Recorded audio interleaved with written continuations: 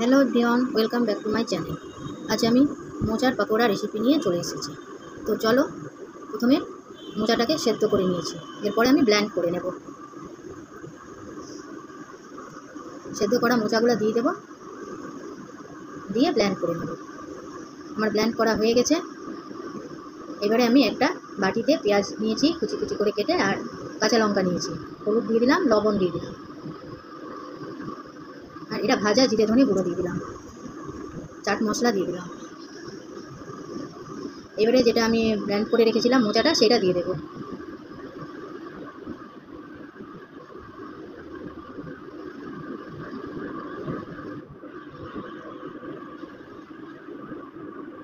এবার আমি চালের গুঁড়ো দিয়ে দেবো পরিমাণ মতো, আর বেসন দিয়ে দেবো। এবারে সবগুলো উপকরণকে ভালোভাবে মেখে নেব।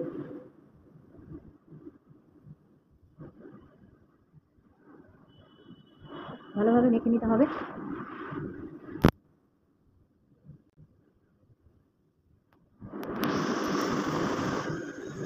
মাখা আমার হয়ে গেছে। তাহলে চলো এবারে পাকোড়াগুলো আমরা ভেজে নেব।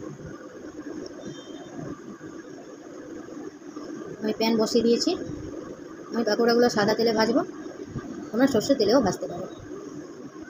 তেলটা গরম হয়ে গেছে। আমি একটা একটা করে পাকোড়াগুলো দিয়ে দেবো।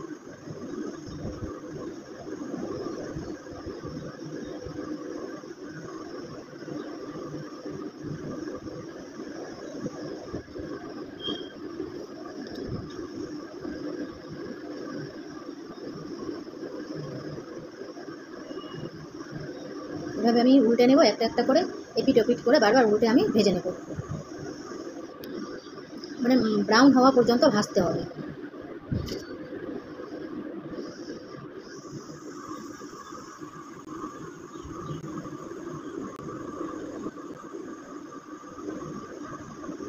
বারবার করে উল্টে পাল্টে ভাজতে হবে, না তো ভেতরে কাঁচা থেকে যাবে। তো আমার ব্রাউন করে ভাজা হয়ে গেছে। এবারে আমি তুলে নেব।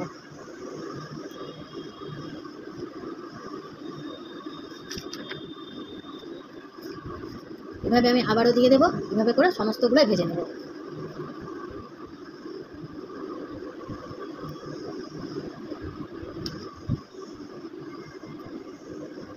এভাবে তোমরা ট্রাই করতে পারো।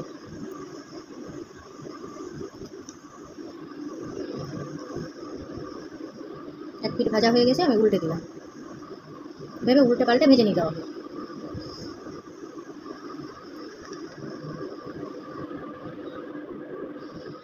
ভাজা আমার হয়ে গেছে, তুলে নেব। রেসিপিটা ভালো লাগলে লাইক কমেন্ট শেয়ার করো। এরপরে রেসিপিতে দেখা হবে। Bye bye.